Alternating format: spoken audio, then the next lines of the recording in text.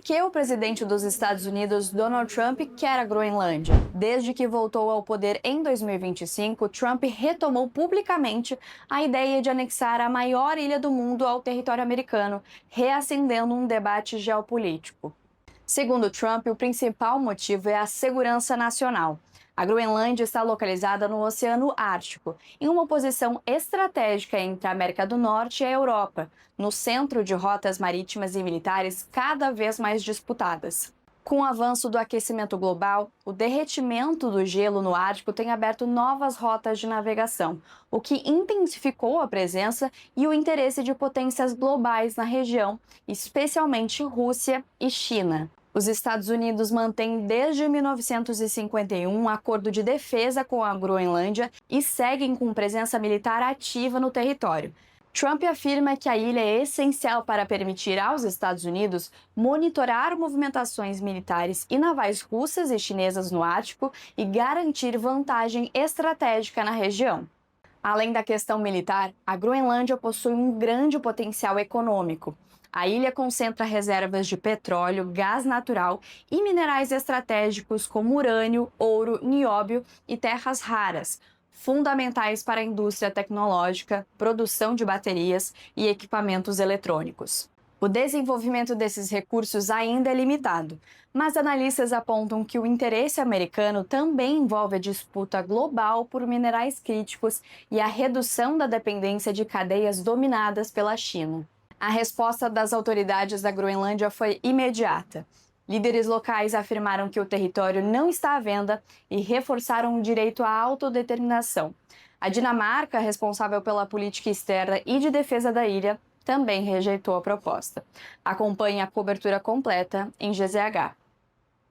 Muito bem, o resumo da Rafa Knevitz, que trouxe para a gente um pouco aí do contexto desse momento que a gente está vivendo com essas notícias todos os dias de Trump, dos Estados Unidos, ter interesse em anexar a Groenlândia. Você tem dúvidas desse assunto? Fica aqui com a gente que a gente vai explicar tudo o que está acontecendo do modo mais didático possível. Se você tem dúvidas também, manda sua mensagem, sua pergunta ali no chat que a gente vai, na medida do possível, respondendo também. Manda sua opinião para a gente lendo aqui ao longo do programa. Vou apresentar quem está com a gente hoje aqui. Fabrício Ávila, presidente do Instituto Sul-Americano de Política e Estratégia, o ISAP, e também o Nelson Durin, editor do Defesa Net, aí, com mais de 25 anos nas áreas de defesa, estratégia e inteligência. Bom, boa tarde aos dois convidados aqui no Conversas Cruzadas. Vamos ter uma hora aí para aprofundar bastante o assunto de hoje.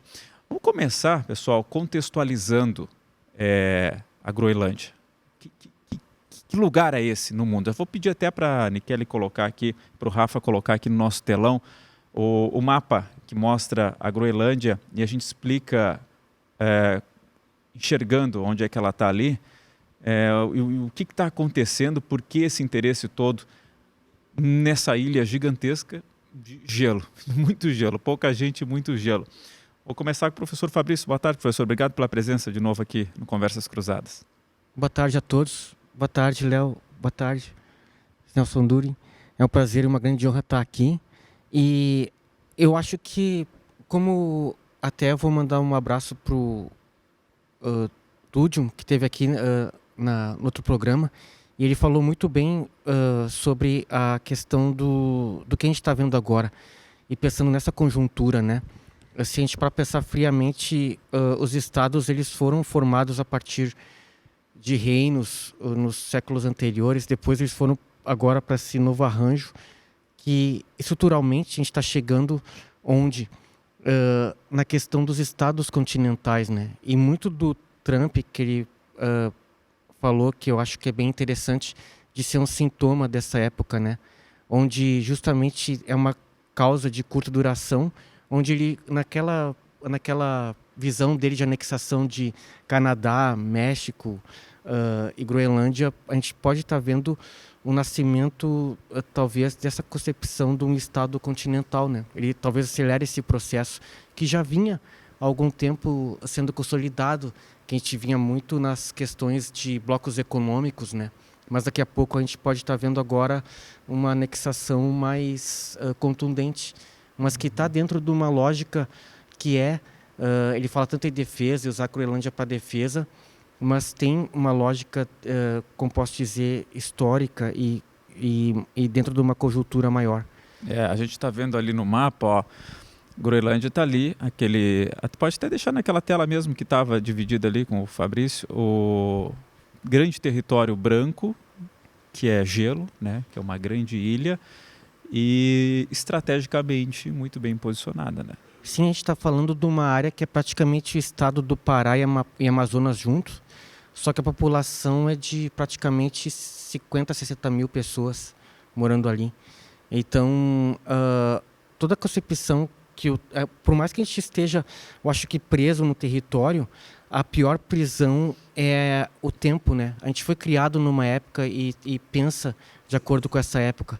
Então, o Trump está muito focado nessa questão da defesa do território americano, mas o que acontece, por mais que eles ocupem agora a Groenlândia, instalem novos sistemas, como ele quer fazer, como o domo dele, exatamente. O que acontece é para a defesa de CBMs, e sendo que na década de 1960, quando tanto a União Soviética como os Estados Unidos fizeram os submarinos nucleares armados com mísseis nucleares, tornou esse tipo de sistema de defesa relativamente obsoleto, porque ele vai proteger da Rússia de um ataque nuclear dos mísseis que virão, mas em compensação pode estar um míssil nuclear russo do lado da costa dele. Sim. É complicado. Nelson, vamos lá, uma análise inicial aí, vamos começar assim, contextualizando essa situação e a gente vai ao longo do programa aprofundando, trazendo mais detalhes aqui, as informações, mas eu acho importante a gente partir desse ponto aqui, de enxergar, né? Onde é que está a Groenlândia nisso tudo. Nelson, boa tarde, obrigado pela presença aqui no Conversa. Muito obrigado. O microfone, por favor. Muito obrigado, Léo, pelo convite. Muito obrigado, Fabrício. Eu sigo um pouco na linha do Fabrício, mas divirjo um pouco, atualizando algumas questões tecnológicas militares. Essa imagem que nós temos é uma imagem que não corresponde à realidade, porque teríamos que fechar o globo, não? Então, ele teria juntar ali, então essas distâncias seriam menores. Então, nós temos ali... Eu vou até, então, vamos fazer o seguinte, se a gente conseguir lá a imagem do globo, porque aí mexe na escala ali, né? Eu acho que no VT da Rafa entrou uma imagem no globo, aí dá para fazer um print ali. Mas vamos lá, Nelson. Então, nós temos ali, bem no norte daqui, nós temos a Noruega... Quer levantar ali para explicar, Nelson? Pode levantar ali, sem problema, vamos ali. Não, volta ali, gente, volta ali para o mapa ali, por gentileza, enquanto o Nelson vai se posicionando ali. Isso. Aqui.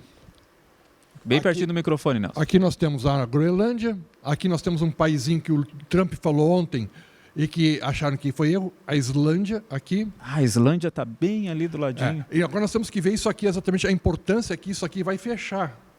Então, isso aqui são os corredores que passavam os submarinos nucleares russos. Então, isso aqui é uma região muito bem monitorada. Aqui a costa da Noruega, também muito bem monitorada. E aqui nós temos as bases de submarinos russos, soviéticos e russos agora. Que país é ali? A Rússia. Tá. E a Dinamarca? Aqui tá a Finlândia. E a Dinamarca? Aqui. Ali, que é quem tem a administração, vamos dizer assim, da Groenlândia, né? Exato. Então, veja que é um anão com muita prepotência de ter as coisas, né? Essa é uma região contestada. Então, o que dentro desse novo conceito que nós temos, o que foram? Os mísseis era chamada tríade, né? As bombas nucleares estavam em aviões, estavam em submarinos, sempre 24 horas no mar, e em silos terrestres. Tá, isso quando? Isso foi quando se estabeleceu o chamado terror nuclear, lá dos anos 50, 60 certo. E 70. Certo. Ou seja, eu vou ter tanto poder de te destruir e tu vai ter tanto poder para me destruir que a gente vai continuar na... Sim, era no zero a zero. chamada teoria MAD, que era de louco, mas era Mutual Assurance Destruction, ou seja, destruição mútua assegurada. Então isso aí manteve o mundo sem conflito nuclear até os dias atuais. Só que nos últimos tempos houve um grande avanço tecnológico e houve uma certa parada de desenvolvimento dos americanos, mas os russos continuaram desenvolvendo. E desenvolveram tecnologias de mísseis balísticos de altíssima velocidade, Mach 8, ou seja, 8.000 km por hora, mais ou menos. Né? Então, essa distância, que é bem menor,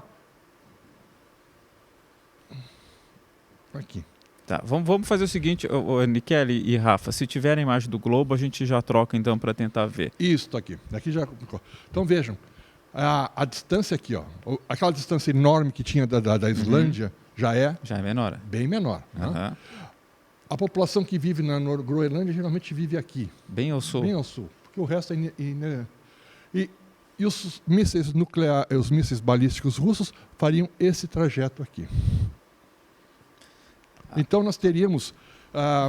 eu estive vendo uma apresentação dos italianos, que eles têm um sistema chamado Galileu, exatamente de interceptação de mísseis balísticos nucleares. O tempo é contado em segundos. Você não tem minutos. Mas é uma distância enorme. Segundos. Segundos. Eles têm 200 segundos para interceptar um míssil. Da Rússia para os Estados Unidos? Não, daqui, na casa da Europa. Mas, para os Estados Unidos é um pouquinho mais. Mas você vê que você só tem 2 momentos que consegue interceptar um míssil. Quando ele está saindo, que ele tem aquele enorme calor gerado pela ignição, e quando ele está chegando. Então, por isso que o Trump quer... Eu mandei umas imagens de radares, há vários radares, já agora, há muitos anos, instalados na Groenlândia, que controlam monitoram essa parte. Né? Então, porque os Estados Unidos têm base militar na Groenlândia, né? Ele não tem uma base militar específica, ele tem instalações militares. Eles têm radares, especialmente radares. Né? Tem várias instalações de radares para monitorar a questão espaço nessa região. Então, veja que isso aqui nós estamos falando de uma questão para o domo dourado que o Trump quer fazer. Ele não consegue fazer se não tiver controle dessa área. O controle dessa área não necessariamente é o controle, vamos dizer assim, como é que diria assim, Fabrício? Aquele tradicional... Clássico, né? Clássico, né? De ocupação do território. É o controle do território. Ele tem um controle operacional político-militar. Olha aqui, ó. Vocês não vão me atrapalhar, eu vou precisar fazer isso, isso, isso, isso. Que hoje ele já faz. Né? Inclusive com colaboração dos dinamarqueses. Então, essa questão... Mas, por exemplo, abre outra questão. Essas ilhas aqui, ó, do Canadá, também vão estar influenciadas. Sim. Né? Então, é uma questão, vou dizer assim, está se mexendo. Tá.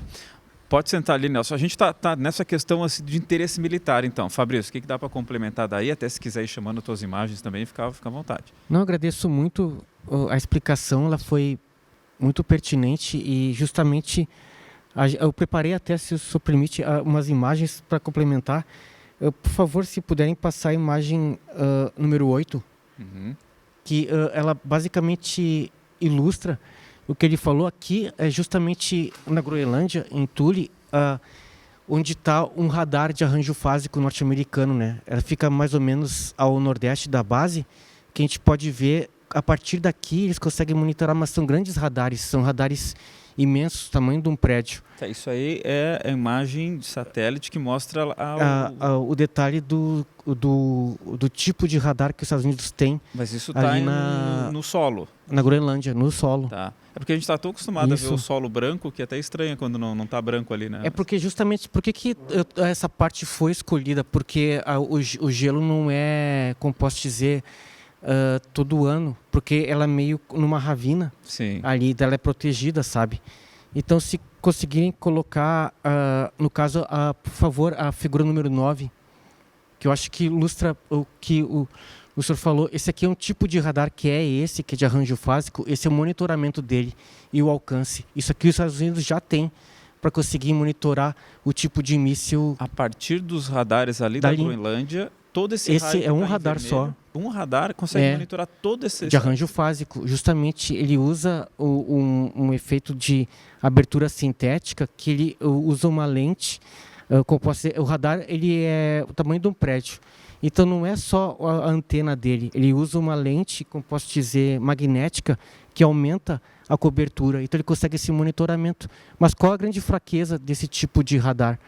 Que por mais que ele consiga 3.500 quilômetros de raio de monitoramento, o que acontece? Ele tem o que como inimigo? A curvatura da Terra. Ou seja, a cada 1 segundo de curvatura a gente perde, são 40 metros, a gente vai perdendo, sabe, a cobertura. Então, ele basicamente ele monitora da Terra até uns 45 graus. Então, quer dizer...